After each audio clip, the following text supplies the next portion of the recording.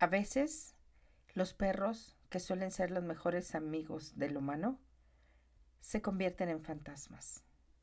En otras ocasiones, un carruaje puede ser el viaje a un destino inesperado. Yo soy Leticia Roma y estás escuchando mi podcast Hablando con Sentido. Quiero agradecerles a todos el estar escuchando cada viernes mis podcasts, a los que se han suscrito y a los que no, a los que les dan like y a los que los pasan hacia otras personas también. En octubre 16 cumplí un año con este podcast. Tengo, contando 62 podcasts ya grabados aquí en esta página de internet.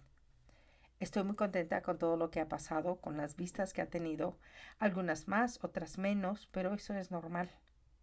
Lo importante es que le llegue a alguien esos podcasts, que les sirva de algo, de un consejo, tal vez de ayuda de alguna manera. Gracias por pasarlo a otras personas y por escucharlo a ustedes también. Comencemos hoy con el podcast. Hoy es Paranormal número 6. Sí, sé que les encantan estas historias. En esta ocasión vamos a hablar de dos historias y voy a comenzar una que se llama El perro guardián. Y dice así. Antes de cumplir mis 18 años, muchas cosas sucedieron en mi vida. Cosas paranormales. Por ejemplo, el perro guardián.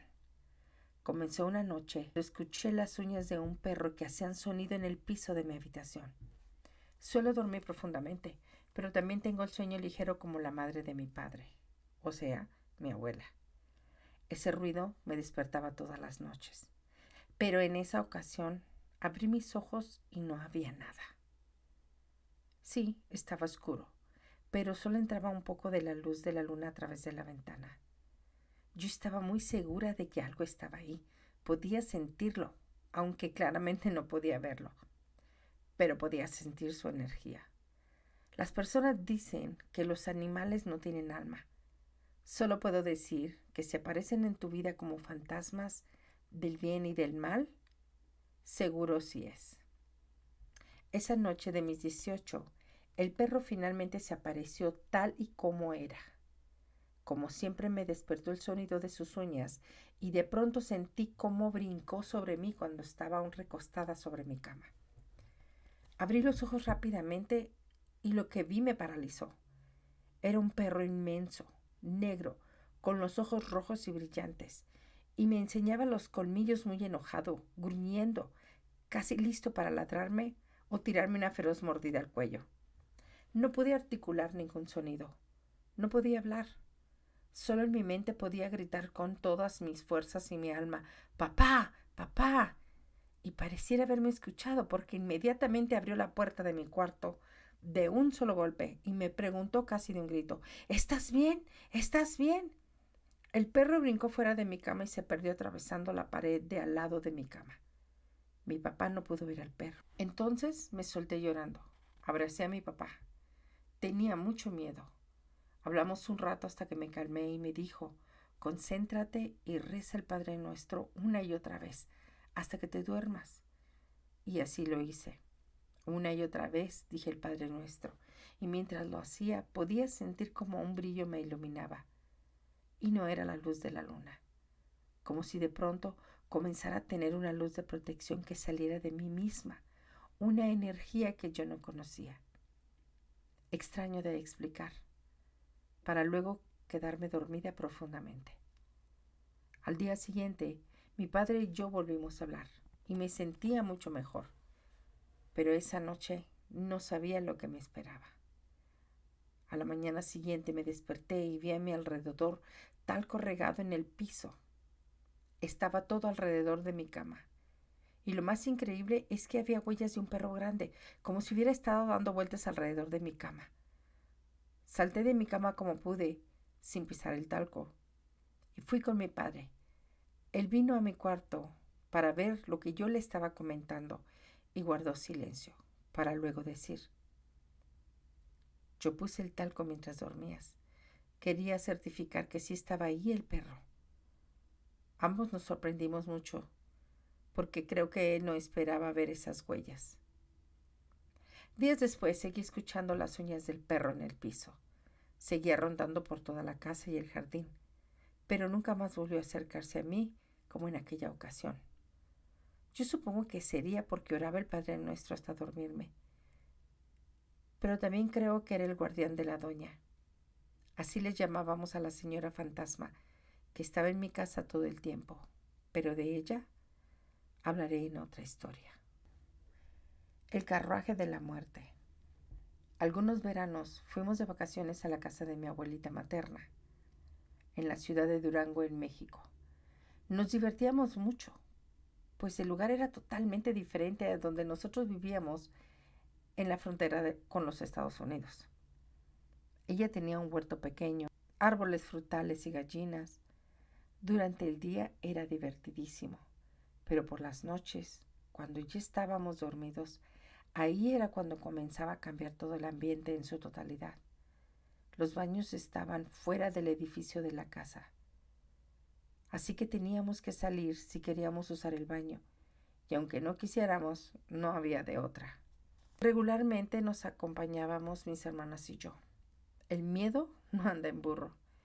Mi abuelita se reía de nosotras por eso, pero lo que ella no sabía era que yo sí veía cosas en la oscuridad, cosas que no decía a nadie, ni aún a mis hermanas. Cuando nos mandaban a dormir, prefería dormir con alguna de mis hermanas pequeñas, según yo, para que no me pasara nada, pero eso no cambiaba el hecho de escuchar cosas que no conocía. Como siempre, esa noche no fue la excepción. Sonaron las campanas del inmenso reloj que mi abuelita tenía en su recámara, las 3 de la mañana.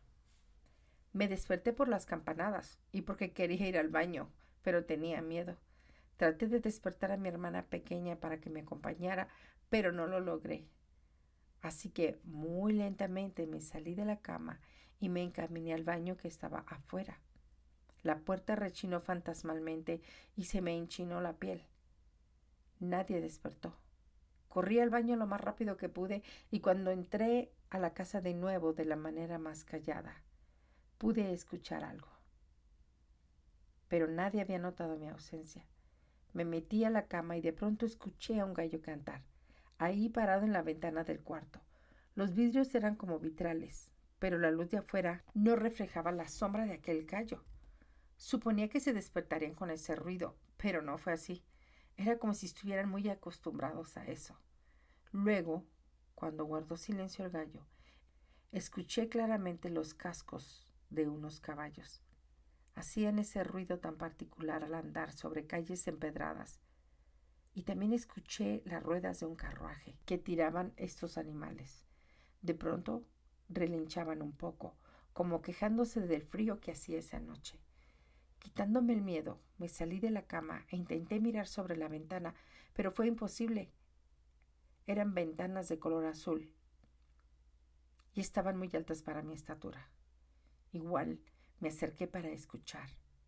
Un sonido llegó a mis oídos. Era como un látigo sonando a lo lejos y la voz garrasposa de un hombre gritándole a los caballos: «¡Muévanse, bestias, que llevo prisa!». Yo brinqué a la cama inmediatamente y mi hermana ni se inmutó.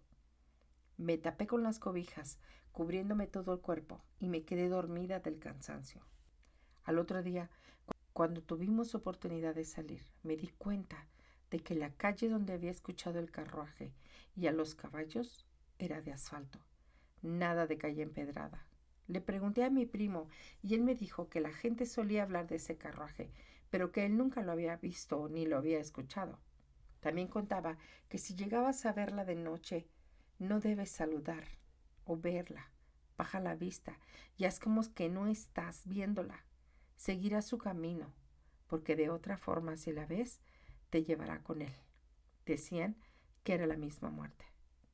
Debo decir que cada verano que llegamos a ir a esa casa, escuché los caballos y el carruaje. Al gallo también. Sabía que no debía salir de mi cama ni de mi habitación. Nunca nadie más comentó nada de eso. Supongo que al final creerían que era mi imaginación. Pero hablando con mi padre, me contó que él también logró escucharla y verla. Tenía como 6 caballos cuando él lo vio y era un niño. así que no fue mi imaginación. Pero mi padre dice que esa carroza pertenecía al conde de Apartado, que vivía cerca de la casa de mi abuela. Era dueño de unos terrenos inmensos ahí que colindaban con los terrenos de mi abuela. Pasados los años y volvimos a ir ahí, no volví a escuchar nada. Y mi padre tampoco. Supongo que el crecer nos cerró ese sentido de percibir. Pero nunca más volví a escuchar sobre eso. Espero que les haya encantado estas dos historias que en realidad vivimos mi padre y yo. Y la historia de la doña en otra ocasión se las contaré. Sí, era un fantasma que vivía en la casa de cuando yo era un adolescente.